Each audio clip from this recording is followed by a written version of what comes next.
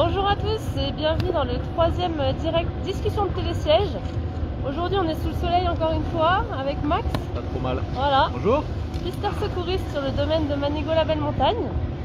On va embarquer sur le télésiège de Cabot pour justement vous parler de son métier. Allez, c'est parti. Allez. Je suis.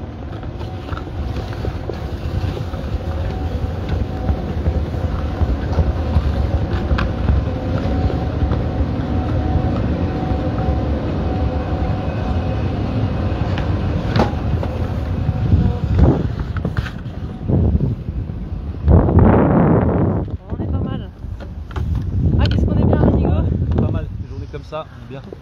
Max, tu te présentes à nos spectateurs? Ouais, bonjour à tous et à toutes. Donc je me présente, je m'appelle Max, j'ai 27 ans. Je suis pisteur à Manigo depuis 4 ans maintenant. Donc voilà, un joli domaine dans les Aravis où il fait bon skier et travailler. Tu peux nous dire en quelle année elle a été créée cette belle station? Le premier téléski il a été posé à la Croix-Frie en 1966, si je dis pas de bêtises. Et puis petit à petit la station a grossi, ça a évolué avec Mer d'Acier ensuite de l'autre côté. Et puis voilà. A savoir que le groupe privé de la Belle Montagne s'est installé en juillet 2012, donc cette année C'est ça, on fête les 10 du ans. groupe. Voilà, super. Est-ce que tu peux nous parler un peu de ton métier de pisteur secouriste? En quoi ça consiste? Quelles sont tes missions? À quoi ressemble ta journée type? Alors le métier de pisteur secouriste, il est assez varié. Tout d'abord le matin on fait l'ouverture des pistes, donc on vérifie que le travail qui a été effectué dans la nuit par les dameuses soit fait, qu'il n'y ait pas de danger présent sur la piste pour les skieurs. On met en place tout ce qui est les panneaux de signalisation, ralentir pour la sécurité et les indications. On vérifie les matelas, le jalonnage, donc ça c'est toute la partie ouverture. Et puis ensuite on reste entre guillemets un peu en stand-by pour les interventions plus de secours, s'il faut porter assistance à quelqu'un. Et puis le soir, fermeture des pistes, s'assurer que plus personne ne soit sur le domaine, que tout le monde est bien rentré et que les dameurs puissent sortir en sécurité sur le domaine pour préparer la journée de demain, du lendemain.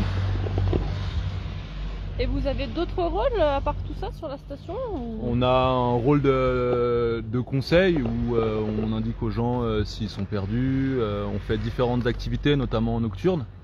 On fait le jus de pomme, donc on propose un jus de pomme chaud au sommet. Et puis on a une particularité ici, c'est qu'on crée l'événement pisteur d'un jour. C'est le mardi pendant les vacances scolaires. Sur inscription, en fait, vous pouvez venir avec nous donc avant l'ouverture. Quand les remontées sont encore fermées et que les gens dorment encore un petit peu, vous pouvez partager une matinée avec nous pour voir l'envers du décor. C'est génial ça. Ouais, c'est plutôt pas mal. Les gens apprécient et puis on se rend compte, ils peuvent se rendre compte des différentes tâches et d'une petite expérience dans le monde des pisteurs. Et vous êtes combien dans les pisteurs secouristes de Manigo? Nous à Manigo on est 6.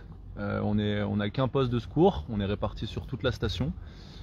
On travaille à 5 pendant tous les jours des vacances scolaires et pendant les week-ends.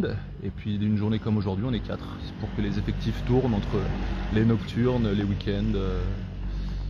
Voilà. Donc vous n'avez pas de secteur précis, vous tournez un peu sur la station? Ouais, on n'a pas de secteur défini. Après, on a tous notre petite préférence. Chacun a son secteur qui l'affectionne un peu plus. Donc voilà, on se balade entre la Croix-Frie, Mer d'Acier, les pentes en face. Et moi personnellement, côté Croix-Frie, on est plutôt pas mal. J'apprécie bien ce secteur. Comment on devient pisteur secouriste?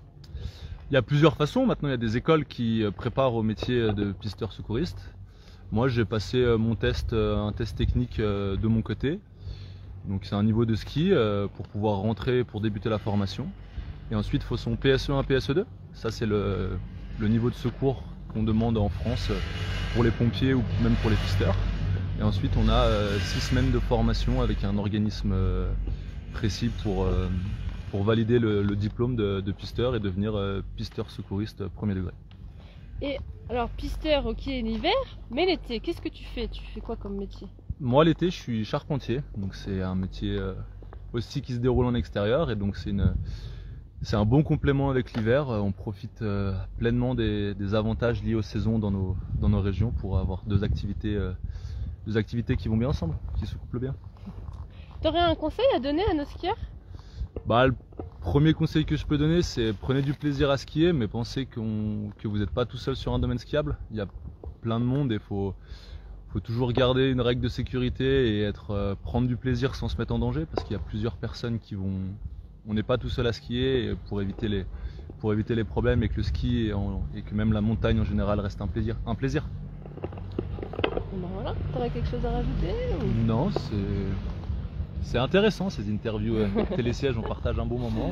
Eh ben merci Max pour toutes ces informations. Avec plaisir. Le domaine de Manigot-la-Belle-Montagne est ouvert en continu tous les jours de 9h à 16h30 et vous pouvez prolonger la glisse en nocturne avec les soirées nocturnes. Donc hors vacances scolaires, ça se passe les vendredis et les samedis. Pendant les vacances scolaires, c'est tous les jours, sauf le dimanche. Il y a aussi des soirées à thème. La deuxième soirée, c'est le 29 janvier, ça sera rétro party. On vous attend au tournant avec vos plus belles tenues. Ça se passe sur les pistes et puis sur les pistes bien sûr du plus grand domaine de ski nocturne de Savoie-Mont-Blanc avec Manigot-la-Belle-Montagne. On vous retrouve sur les pistes, en nocturne, en journée, quand vous voulez, avec nos pisteurs. Et on vous dit à mardi prochain pour une nouvelle discussion de télésiège. Allez, bonne journée, ciao. Bonne journée.